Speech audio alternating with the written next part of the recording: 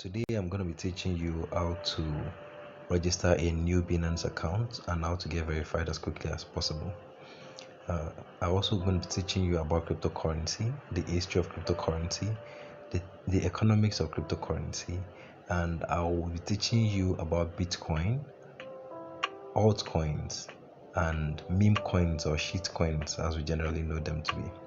So I'm going to start with a little bit of history for Bitcoin, for cryptocurrency generally, how they came into play and how they have gained so much acceptability and how they've gained so much prominence and in the past few years.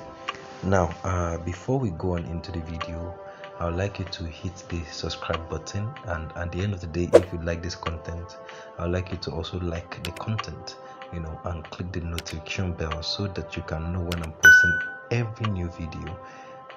Plus, if you do this, it will help YouTube to keep bringing up my videos.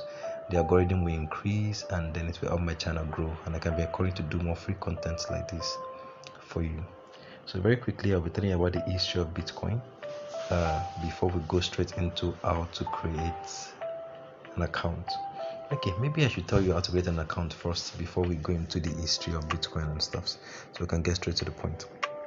Okay, first and foremost, you can get invited two ways, or you can create an account in two ways. First and foremost, you can get invited by somebody that already has an account.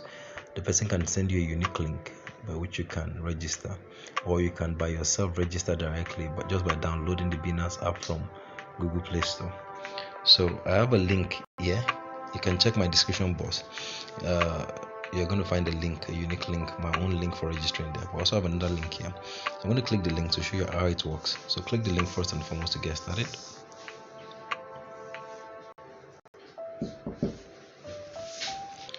So the link automatically brings you to this page, which says ask you the question, where do you live? So that's first and foremost thing, where do you live? So by the IP, by your IP address, you can know where exactly you are registering from. So my IP brings up Nigeria, so confirm.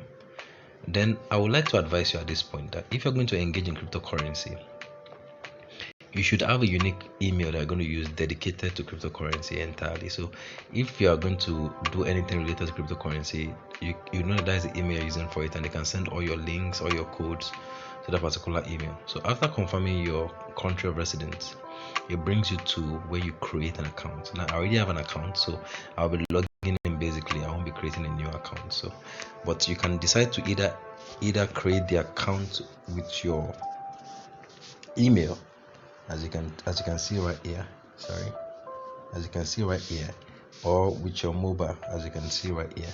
So the choice is yours. So I'll just choose to create. You can choose to create with your mobile, you can choose to create your email, whatever is convenient for you.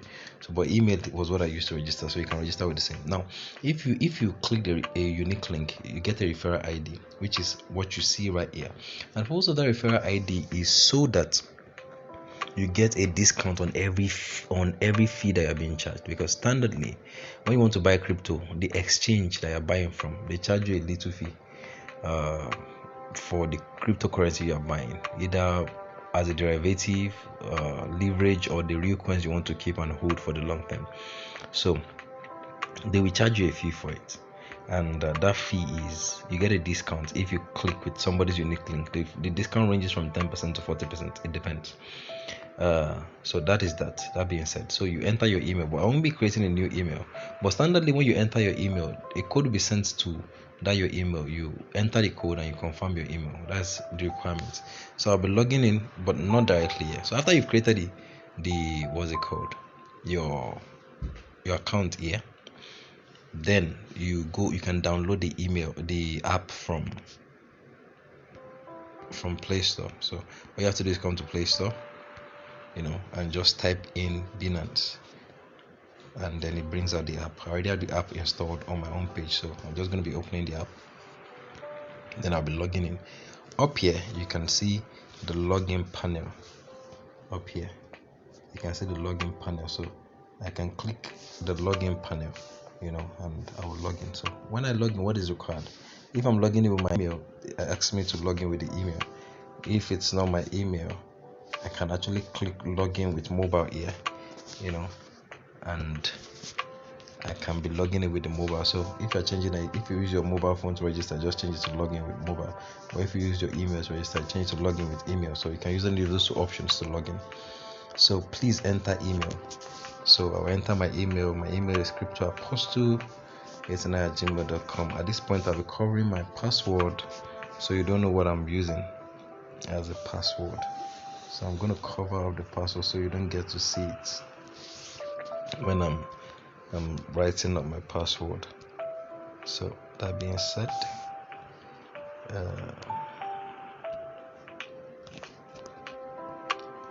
so once that is done, it will bring a security verification. We're just need to slide this puzzle into the space provided. Ensure that you're accurate with it, so it's not going to click accepted. Okay, so it brings you to this page where you need to verify your account. So to verify your account isn't very complicated. All you need to do is just click this place here to verify your account. You see the verify account. So you can either click there, or you can click this space here. Pardon me. You can click this space right here. So if you click there, it takes you to an option where you can see verify now. So just right here, it shows that you're unverified. And once you click there, it takes you back. So let me show you that again. Right here, it shows that you're unverified. And so once you click, it can take you to where you verify. So once you get to the verified page, it's very simple. The reason for the verification is because there is a need for KYC. There's a need for Binance, this exchange, to know their customers. Being that most decentralized transactions are untraceable, you can easily move money out from an account to another account.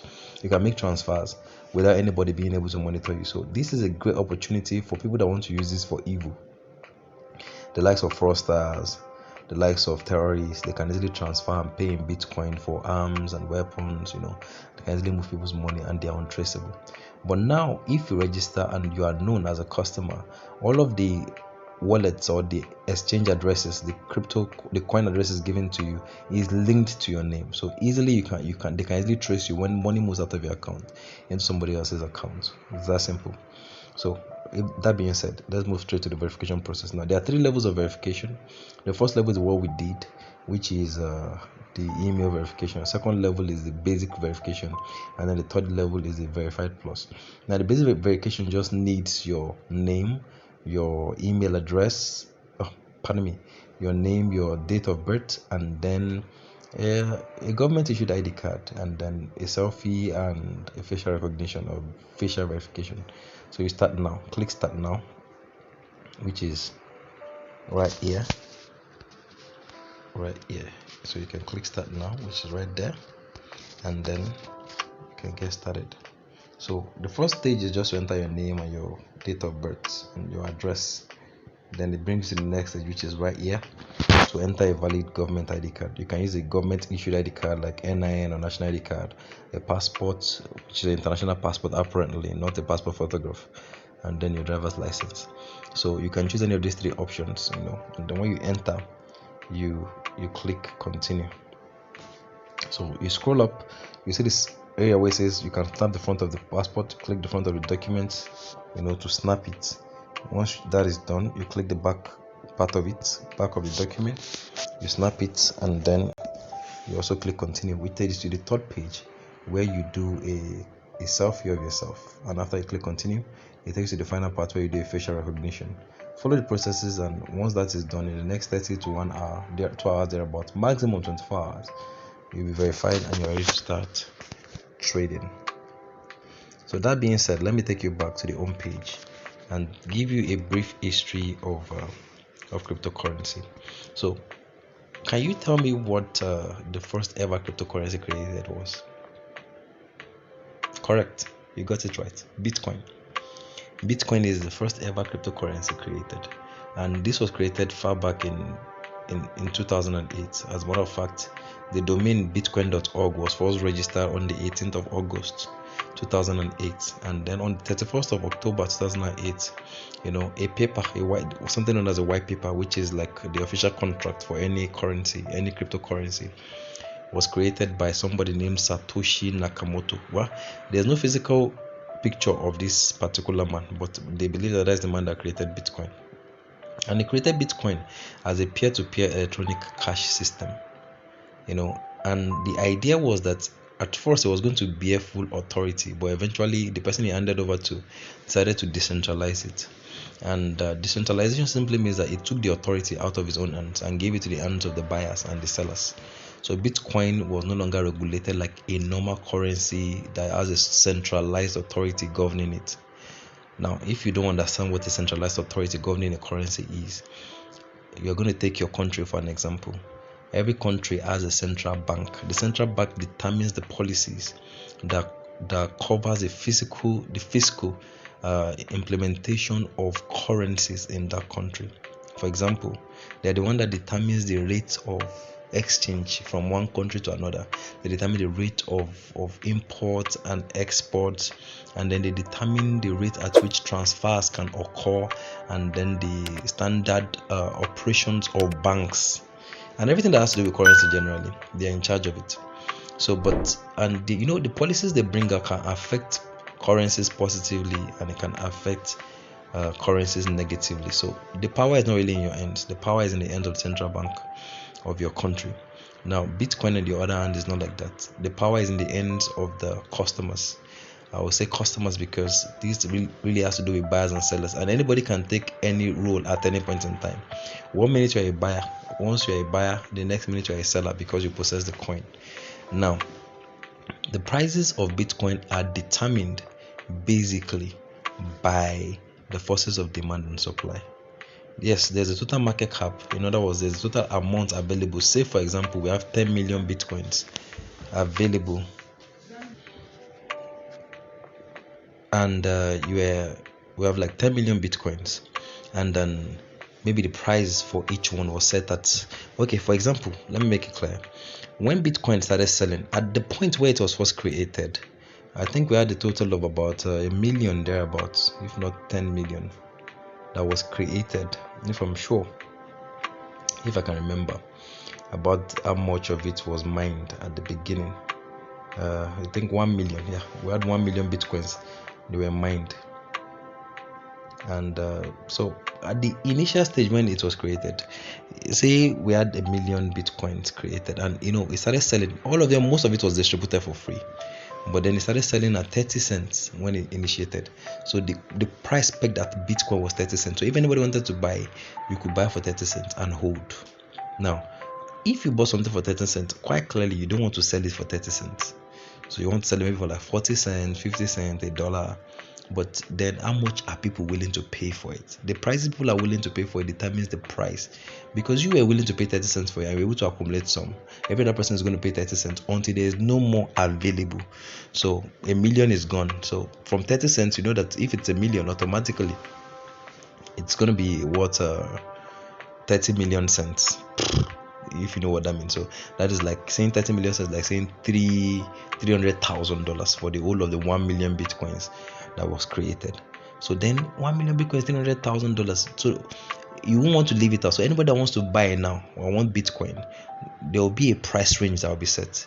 There will be, the person will say, this is the amount I'm willing to pay, nothing less than 30 million than 30 cents. So I'm willing to pay 31 cents. Nobody wants to sell. I'm willing to pay 32 cents. Nobody wants to sell. I'm willing to pay 40 cents. So because of that auction system, if somebody says, oh, I don't mind, I can sell at 31 cents, but I can only sell 10 based on the amount I have, I want to keep the rest for myself, then the person sells to the person that wants to buy. Then the person that bought can say, oh, I'm not going to sell this thing until it gets to 32, and who is willing to pay 32 for it, 32 cents for it? Okay, somebody is willing to pay 32 cents for what the one I have. The person sells. So it's like a peer-to-peer currency exchange. The value keeps on going on based on the auction, the prices that people set for it. So if there are more people that are willing to buy, or somebody is willing to sell at a lesser price, determines what the total range of the market is going to be at that time. I hope you understand this connection between buyers and sellers. Simply put, the more the buyers, the higher the prices go. The more the sellers, the lower the prices go. Because if everybody wants to get rid of what's in their hands, is too much in circulation, the prices will crash and then people can sell off at almost no price. But if it's something valuable, and people are trying to hold it back. You want to offer more price so people can release it to you. So that's what causes the prices of cryptocurrencies to go up or come down. So basically, that is the history of cryptocurrency. In 2013, an alternative coin came up, which was Ethereum. Now, alternatively, that's where the word altcoins come from, because the short form of saying alternative or alternate, which is alt. So Ethereum was created as, to compete with Bitcoin, followed by Cardano, followed by XRP, followed by Cardano, and the likes of them that we have. So these stronger coins, which was also for peer-to-peer interactions, were called altcoins. But then later we saw the rise. Okay, so basically that is that about understanding the concept of cryptocurrency. So we saw the rise of altcoins. Then another wave of coins came in, which is the rise of meme coins or shit coins. Now, these meme coins are coins that do not really have any serious project backing them up. In other words, they are not really for peer-to-peer exchange. They are not for selling on a particular platform and so on and so forth. But they are just created just like, at almost unreasonable prices. We saw the likes of Dogecoin. We saw the likes of Shiba Inu, and we've been seeing the likes of many of them coming up. At the time of this recording, we've seen almost we've seen about over 14,000 other created projects of coins, most of which in a few years time they won't be here anymore. They will be almost irrelevant. Even if they exist on the blockchain or on a particular exchange, they won't be useful for anybody. Okay, so that's that about coins. And then how they operate, the operations of coins. So from here I'm going to be teaching you some other things, so stay tuned to it. I don't know if I told you to like this page. I'm not okay. I think I have. So please like again, subscribe, and hit the notification bell, so that when I post new content you can always have a view of it. If you have any question, please feel free to drop it at the comment section. I'm ready to answer your questions. And please, I wouldn't mind if you can use my unique link to register for your Binance. You get a 20% discount every time you make a trade, every time you buy crypto, every time you trade on futures, and so on and so forth. So I'll be dropping my link both for the regular sign up and then for the future sign up. You find it there on my link. Enjoy yourself and have a wonderful day ahead. Bye bye. Crypto Apostle signing out.